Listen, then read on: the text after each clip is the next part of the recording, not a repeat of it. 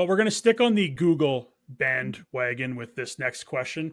YouTube, owned by Google, of course, is cracking down on ad blockers. The company has been testing the idea of preventing users with ad blockers from watching videos. Those using ad blockers are reporting seeing ad blockers are not allowed on YouTube message with information about how ads keep the service free, along with a link to YouTube Premium. Ad blockers are nothing new. They've been around a long time, but they do pose a bit of a problem for marketers. What's your take on YouTube's move, and do you think it'll work? Duncan, you run a lot of ads for us.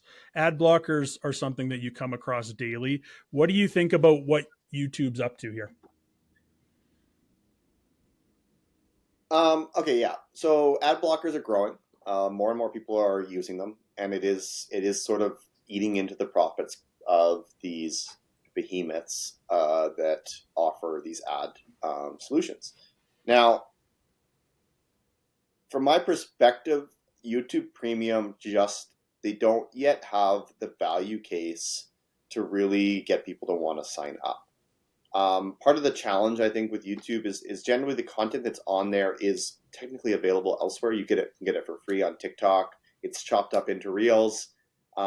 It's available elsewhere for the most part. And if you're just going on there for random information, or if you really want to see a video, you'll just suffer through the ads. Where I think YouTube has an opportunity is if they created content that was only available on YouTube. People would then say, okay, this makes sense. I want to sign up because I want to see this content or I want to view it. Just like, Prime had their own movies, Netflix made their own TV shows. I feel if YouTube really wants to make a model that is a pay to watch model and they want people to sign up for that content, they need to do a better job of providing exclusive content on it. And until they do, I understand why they're doing this. I just think that they have a rocky road ahead. I think, Ian, what about you? well, yeah, just to follow on from what Duncan was saying there, a number of years ago now, I don't know if it's still going or if they dropped it, but YouTube Red was something that was an attempt to do that.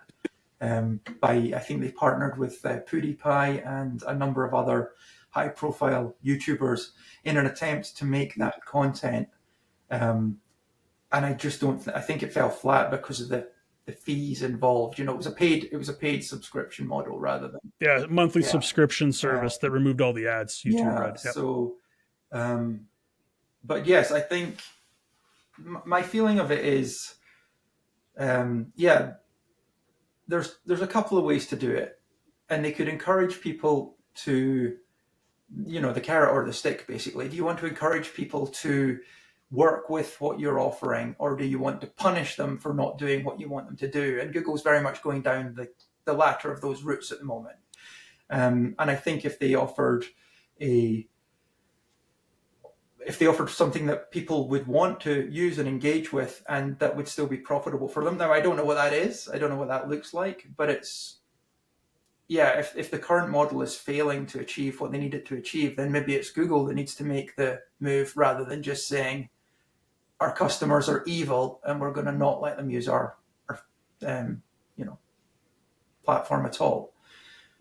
So I'm kind of against that. Personally, I pay for YouTube Premium, and that's the one social. Do you see the value in YouTube Premium?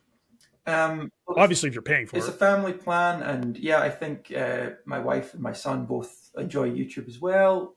I think that we do see value from it, because it's one that we're all on semi-regularly. But it is expensive, and I remember there's a chap called Lewis Rossman. I don't know if you've ever seen him. He was originally from New York. I think he's moved to Texas now, but he is very much in favor of ad blockers. And he says the reason that he likes them is that he feels that if you're paying for YouTube Premium, you get a worse experience than you do by pirating it. And that's his feeling. And he thinks that that's a big part of the problem. It's like if you're paying for something, you really should be getting the best of the best.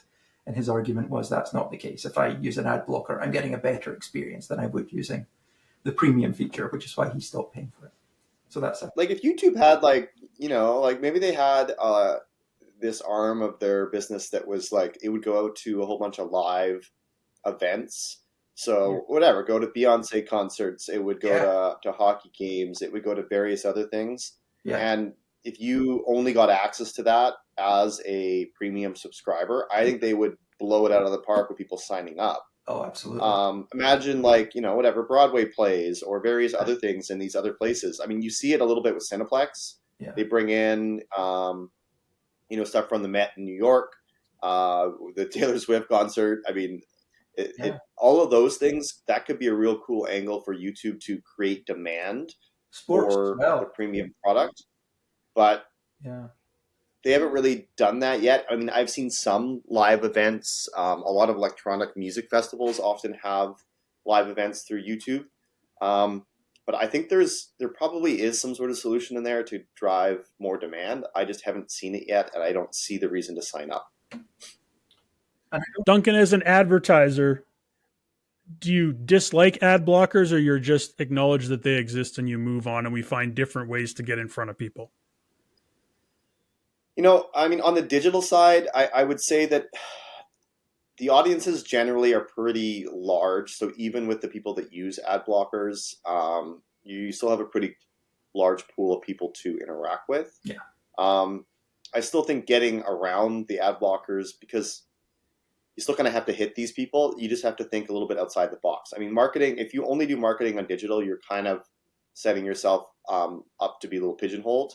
So you do have to obviously make yourself known or shown in the market, even if it's just the local market. But there's other ways to reach people. It's not just on digital.